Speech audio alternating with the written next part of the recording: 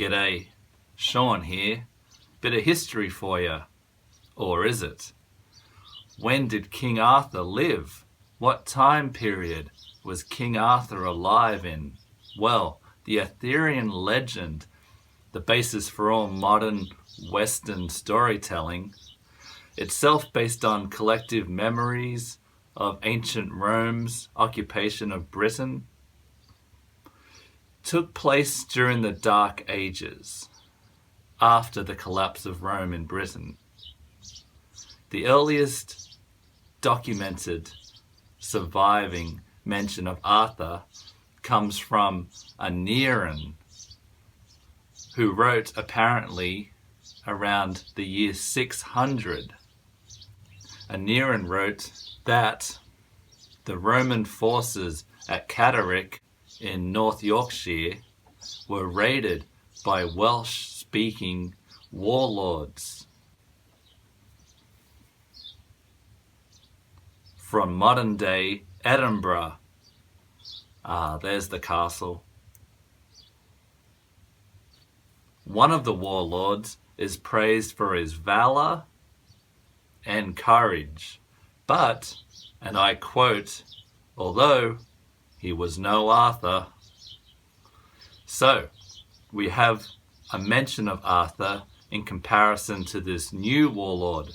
So therefore, Arthur must have lived before the year 600.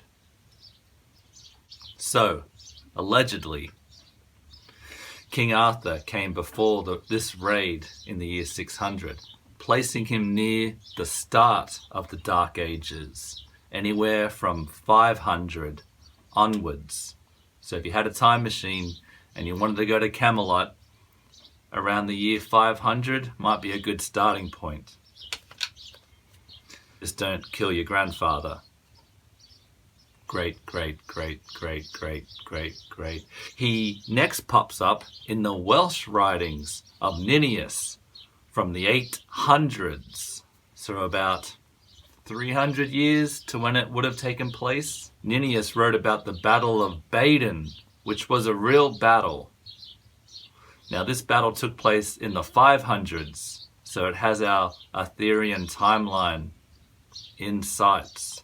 Now the battle was fought between the Celtic Britons and the Germanic Anglo-Saxons.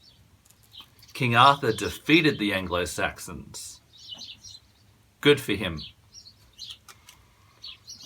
In the year 1130, thereabouts, Geoffrey of Monmouth created the Arthurian legend as we know it today, with, Merlin, Knights of the Round Table, Camelot, all that great stuff.